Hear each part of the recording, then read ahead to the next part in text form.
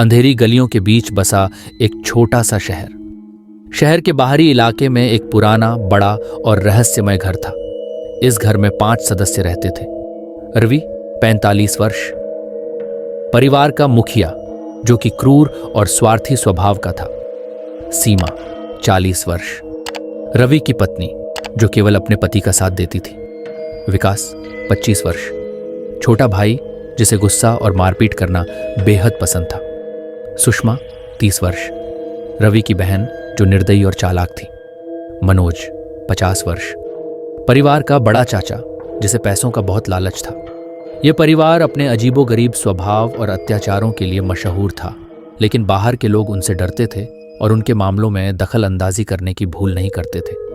एक दिन यह परिवार शहर से बाहर किसी मेले में घूमने गया। वहां उन्होंने एक गरीब, कमजोर और सहमा हुआ बच्चा देखा जो लगभग 12 साल का था। बच्चे का नाम रोहित था। वह अकेला था और भूखा लग रहा था। रवि और विकास ने उसे बहला फुसलाकर घर लाने का प्लान बनाया। रवि ने मीठी बातें करते हुए कहा, बेटा हमारे साथ चलो, हमारे घर में तुम्हें अच्छा खाना मिलेगा और रहने की जगह भी। रोहित अनाथ था और भूख से बेहाल। उसने सोचा ये लोग उसकी मदद करेंगे। वह उनके साथ घर आ गया। घर लाने के बाद रवि और उसके परिवार का असली चेहरा सामने आ गया। तू यहाँ काम करने के लिए आया है, समझा? हमारे घर का सारा काम करेगा, विकास ने चिल्लाकर कहा। रोहित को घर के सारे काम दिए गए, झाड़ू पोंछा, खाना बनाना, कपड़े धोना। तो दोस्तों, कहानी में इतनी दूर आ ही चुके हो तो जल्दी से वीडियो को लाइक करके चैनल को सब्सक्राइब जरूर कर देना, क्योंकि अगली कहानी इससे भी इंटरेस्टिंग होने वाली है। तो चलो आपके भाई की कहानी सुनो। अगर वह गलती करता तो उसे बेरहमी से पीटा जाता। सीमा और सुषमा उसके खाने से भी जलती थीं। वह अक्सर उसे सड़ा गला खाना देती। रोहित धीरे धीरे कमजोर होता जा रहा था, लेकिन वह सहने को मजबूर था। एक रात जब रोहित गलती से एक प्लेट तोड़ बैठा तो रवि और विकास ने उसे बहुत मारा। उसकी आंखों में डर और दर्द था, लेकिन उसकी आत्मा में धीरे धीरे एक गुस्सा पनपने लगा। एक दिन काम करते वक्त रोहित घर की छत पर कपड़े सुखा रहा था। उसकी हालत कमजोर थी और उसका पैर फिसल गया। वह सीधा नीचे जमीन पर गिरा। उसकी चीख सुनकर परिवार के सभी लोग दौड़ कर आए। ये तो मर गया, रवि ने लापरवाही से कहा। सीमा ने घबरा कर कहा, अब क्या करेंगे? अगर किसी को पता चला तो हमें जेल हो जाएगी। मनोज ने एक ठंडी हंसी के साथ कहा, परेशान मत हो, इसे कुछ दिनों तक यूं ही छोड़ दो, किसी को कुछ नहीं पता चलेगा। रोहित का शव 3 दिनों तक वहीं पड़ा रहा। परिवार के किसी सदस्य ने उसकी लाश को छूने की जहमत तक नहीं उठाई। तीसरी रात एक जंगली कुत्ता घर के अंदर आया। वह रोहित के शव को सूंघने लगा और उसे धीरे धीरे खाने लगा। रवि ने यह देखा, लेकिन वह चुप रहा। अच्छा है, इस कुत्ते के बहाने लाश खत्म हो जाएगी। उसने ठाका लगाया, लेकिन वह नहीं जानता था कि रोहित की आत्मा ने इस कुत्ते को अपना माध्यम बना लिया था। उस रात पूरा घर सन्नाटे में डूबा हुआ था। रोहित का शव आधा कुत्ते द्वारा खाया जा चुका था, लेकिन परिवार के किसी सदस्य को उसकी परवाह नहीं थी। अब इसे कल गड्ढे में दबा देंगे, मनोज ने ठंडी आवाज में कहा। लेकिन रात को अजीब चीजें होने लगीं। कुत्ता जिसने रोहित के शव को खाया था, अचानक घर के बाहर जोर जोर से भौंकने लगा। उसकी आंखें लाल हो गईं और वह दीवारों पर पंजे मारने लगा। सीमा खिड़की से झांकते हुए बोली, यह कुत्ता इतनी बेचैनी से क्यों घूम रहा है?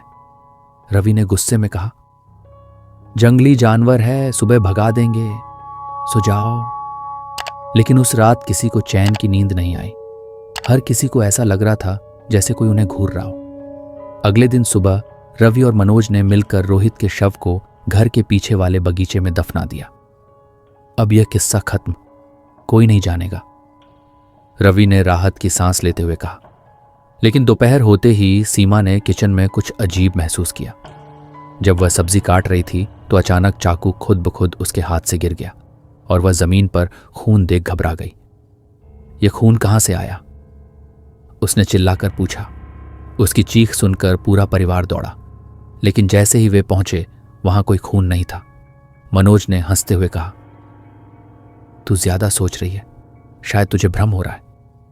सीमा ने भी खुद को समझा लिया, लेकिन उसके मन में अजीब सा डर बैठ गया था।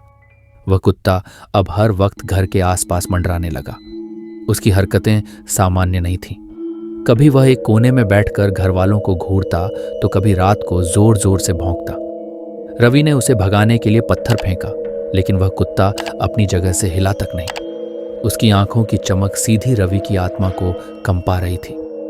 एक रात विकास जब घर की गाड़ी पार्क कर रहा था तो उसने देखा कि वही कुत्ता गाड़ी के पास खड़ा था। चल हट यहां से, उसने चिल्लाते हुए कुत्ते को लात मारने की कोशिश की, लेकिन जैसे ही उसने लात मारी उसकी गाड़ी का अगला शीशा अचानक टूट गया। विकास पीछे हट गया। कुत्ता अपनी जगह से टस से मस नहीं हुआ। उस रात विकास घर की छत पर सो रहा था। उसे अचानक ऐसा महसूस हुआ जैसे कोई उसके पैरों को खींच रहा हो। आंखें खोलते ही उसने देखा कि वही कुत्ता उसके बिस्तर के पास खड़ा था।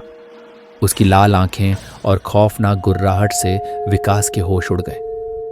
तू यहां क्या कर रहा है? उसने चिल्लाते हुए पास पड़े डंडे से कुत्ते को मारने की कोशिश की, लेकिन जैसे ही उसने डंडा उठाया छत से फिसलकर वह नीचे गिर पड़ा। उसकी गर्दन तुरंत टूट गई और वह वहीं मर गया। नीचे खड़े मनोज और रवि ने यह देखा और घबरा गए। सीमा ने सहमे हुए कहा, यह सब उस बच्चे की आत्मा का काम है। हमें उसकी लाश को सही से नहीं दफनाया। रवि गुस्से में चीख पड़ा, बकवास बंद करो, यह सब सिर्फ एक हादसा है। उस बच्चे की आत्मा जैसी चीजें नहीं होती। लेकिन उनके दिलों में डर ने जगह बना ली थी। बच्चे की मृत्यु के बाद परिवार ने उसकी लाश को घर के पिछवाड़े में दफना दिया। कुछ दिनों तक सब सामान्य रहा, लेकिन फिर अजीब घटनाएं होने लगी। रात में घर के अंदर से बच्चों की हंसी और रोने की आवाजें सुनाई देने लगी। कभी कभी किसी अदृश्य शक्ति के कारण चीजें अपने आप इधर उधर हो जाती। एक रात परिवार के सबसे बड़े सदस्य रमेश ने महसूस किया कि कोई उसकी चारपाई के पास खड़ा है। जैसे ही उसने आंखें खोली उसे एक धुंधली परछाई दिखाई दी जो धीरे धीरे गायब हो गई। रमेश ने इसे अपना भ्रम समझकर नजरअंदाज कर दिया, लेकिन अगले दिन से उसकी तबीयत बिगड़ने लगी। डॉक्टरों ने कोई शारीरिक बीमारी नहीं पाई, लेकिन रमेश दिन ब दिन कमजोर होता गया। घर की महिलाएं सविता और मीना रसोई में काम करते समय महसूस करती कि कोई उन्हें देख रहा है। कभी कभी रसोई में रखी वस्तुएं अपने आप गिर जाती या गायब हो जाती। मीना ने एक दिन देखा कि दर्पण में उसकी परछाई के पीछे एक बच्चे की आकृति खड़ी है, लेकिन मुड़कर देखने पर वहां कोई नहीं था। परिवार के अन्य सदस्य सुरेश और दीपक रात में अजीब सपने देखने लगे। सपनों में वे उसी बच्चे को देखते जिसे उन्होंने मारा था। बच्चा उनकी ओर इशारा करता और कुछ कहना चाहता, लेकिन उसकी आवाज सुनाई नहीं देती। सपनों के कारण वे ठीक से सो नहीं पाते और दिन में चिड़चिड़े और थके हुए महसूस करते। इन घटनाओं से परिवार के सभी सदस्य भयभीत और परेशान रहने लगे। उन्होंने समझ लिया कि यह सब उस बच्चे की आत्मा के कारण हो रहा है जो अब बदला लेना चाहती है। लेकिन वे यह नहीं जानते थे कि आगे और भी भयानक घटनाएं उनका इंतजार कर रही हैं। रमेश की मृत्यु के बाद परिवार में भय और अविश्वास का माहौल गहराने लगा। सविता, मीना, सुरेश और दीपक अब हर समय चौकन्ने रहते, लेकिन अज्ञात भय ने उन्हें जकड़ रखा था। एक रात सविता रसोई में अकेली काम कर रही थी। अचानक उसने महसूस किया कि कोई उसके पीछे खड़ा है। मुड़कर देखने पर उसे कुछ नहीं दिखा, लेकिन एक ठंडी हवा का झोंका उसके चेहरे से टकराया। डर के मारे वह जल्दी से रसोई छोड़कर अपने कमरे में चली गई। मीना ने एक दिन दर्पण में देखा कि उसकी परछाई के पीछे एक बच्चे की आकृति खड़ी है। जब उसने मुड़कर देखा तो वहां कोई नहीं था। यह घटना उसे विचलित कर गई और उसने परिवार के अन्य सदस्यों को बताया, लेकिन किसी ने उसकी बात पर विश्वास नहीं किया। सुरेश और दीपक को रात में अजीब सपने आने लगे। वे सपने में उसी बच्चे को देखते जिसे उन्होंने मारा था। बच्चा उनकी ओर इशारा करता और कुछ कहना चाहता, लेकिन उसकी आवाज सुनाई नहीं देती। सपनों के कारण वे ठीक से सो नहीं पाते और दिन में चिड़चिड़े और थके हुए महसूस करते। इन घटनाओं से परिवार के सभी सदस्य भयभीत और परेशान रहने लगे। उन्होंने समझ लिया कि यह सब उस बच्चे की आत्मा के कारण हो रहा है जो अब बदला लेना चाहती है। लेकिन वे यह नहीं जानते थे कि आगे और भी भयानक घटनाएं उनका इंतजार कर रही हैं। रमेश की मृत्यु के बाद परिवार के अन्य सदस्य सविता, मीना, सुरेश और दीपक भय और चिंता में डूब गए थे। घर में अजीब घटनाएं बढ़ती जा रही थीं और सभी को महसूस हो रहा था कि वे किसी अदृश्य शक्ति के प्रकोप का सामना कर रहे हैं। एक रात सविता अपने कमरे में सो रही थी। अचानक उसने महसूस किया कि कोई उसका गला घोंट रहा है। वह हड़बड़ाकर उठी, लेकिन कमरे में कोई नहीं था। अगली सुबह सविता बिस्तर पर मृत पाई गई। उसके गले पर गहरे निशान थे, मानो किसी ने जोर से दबाया हो। सविता की मृत्यु के बाद मीना अत्यधिक भयभीत रहने लगी। एक दिन उसने घर के आंगन में एक कुत्ते को देखा जिसकी आंखें जलती हुई लाल थीं। कुत्ता उसकी ओर बढ़ा और मीना चीखती हुई घर के अंदर भागी। अगली सुबह मीना की लाश आंगन में मिली। उसके शरीर पर कुत्ते के काटने के गहरे घाव थे। सुरेश और दीपक ने इन घटनाओं के बाद घर छोड़ने का निर्णय लिया। वे रातों रात गांव से भागने की योजना बना रहे थे। विकास पीछे हट गया। कुत्ता अपनी जगह से टस से मस नहीं हुआ। उस रात विकास घर की छत पर सो रहा था। उसे अचानक ऐसा महसूस हुआ जैसे कोई उसके पैरों को खींच रहा हो। आंखें खोलते ही उसने देखा कि वही कुत्ता उसके बिस्तर के पास खड़ा था।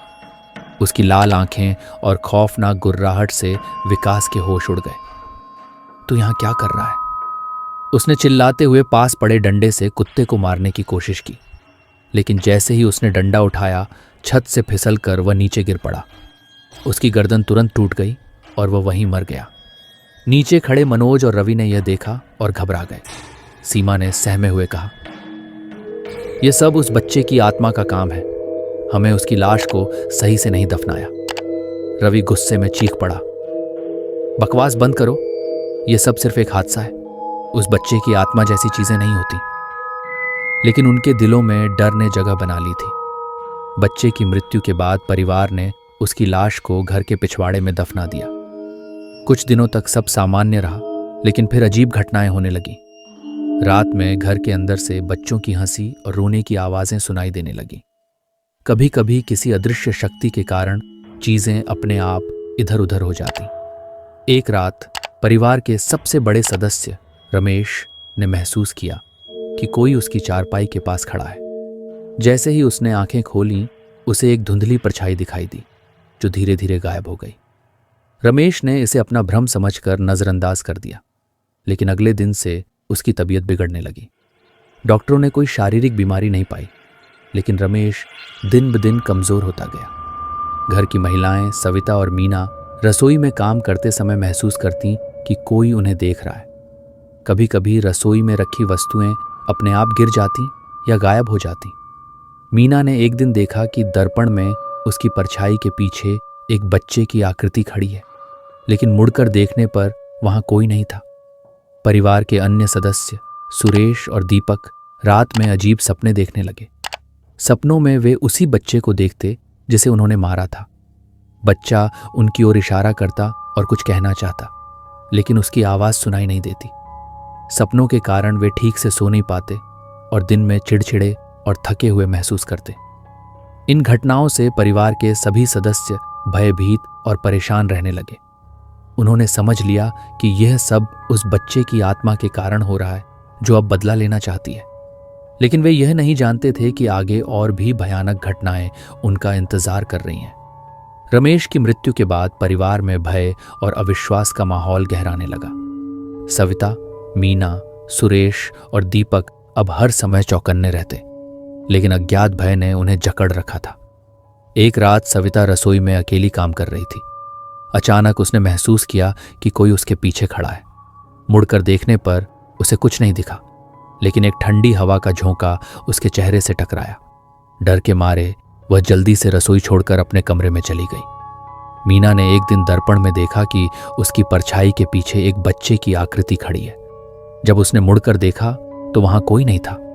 यह घटना उसे विचलित कर गई और उसने परिवार के अन्य सदस्यों को बताया, लेकिन किसी ने उसकी बात पर विश्वास नहीं किया। सुरेश और दीपक को रात में अजीब सपने आने लगे। वे सपने में उसी बच्चे को देखते जिसे उन्होंने मारा था। बच्चा उनकी ओर इशारा करता और कुछ कहना चाहता, लेकिन उसकी आवाज सुनाई नहीं देती। सपनों के कारण वे ठीक से सो नहीं पाते और दिन में चिड़चिड़े और थके हुए महसूस करते। इन घटनाओं से परिवार के सभी सदस्य भयभीत और परेशान रहने लगे। उन्होंने समझ लिया कि यह सब उस बच्चे की आत्मा के कारण हो रहा है जो अब बदला लेना चाहती है। लेकिन वे यह नहीं जानते थे कि आगे और भी भयानक घटनाएं उनका इंतजार कर रही हैं। रमेश की मृत्यु के बाद परिवार के अन्य सदस्य सविता, मीना, सुरेश और दीपक भय और चिंता में डूब गए थे। घर में अजीब घटनाएं बढ़ती जा रही थीं और सभी को महसूस हो रहा था कि वे किसी अदृश्य शक्ति के प्रकोप का सामना कर रहे हैं। एक रात सविता अपने कमरे में सो रही थी। अचानक उसने महसूस किया कि कोई उसका गला घोंट रहा है। वह हड़बड़ाकर उठी, लेकिन कमरे में कोई नहीं था। अगली सुबह सविता बिस्तर पर मृत पाई गई। उसके गले पर गहरे निशान थे, मानो किसी ने जोर से दबाया हो। सविता की मृत्यु के बाद मीना अत्यधिक भयभीत रहने लगी। एक दिन उसने घर के आंगन में एक कुत्ते को देखा जिसकी आंखें जलती हुई लाल थीं। कुत्ता उसकी ओर बढ़ा और मीना चीखती हुई घर के अंदर भागी। अगली सुबह मीना की लाश आंगन में मिली। उसके शरीर पर कुत्ते के काटने के गहरे घाव थे। सुरेश और दीपक ने इन घटनाओं के बाद घर छोड़ने का निर्णय लिया। वे रातों रात गांव से भागने की योजना बना रहे थे,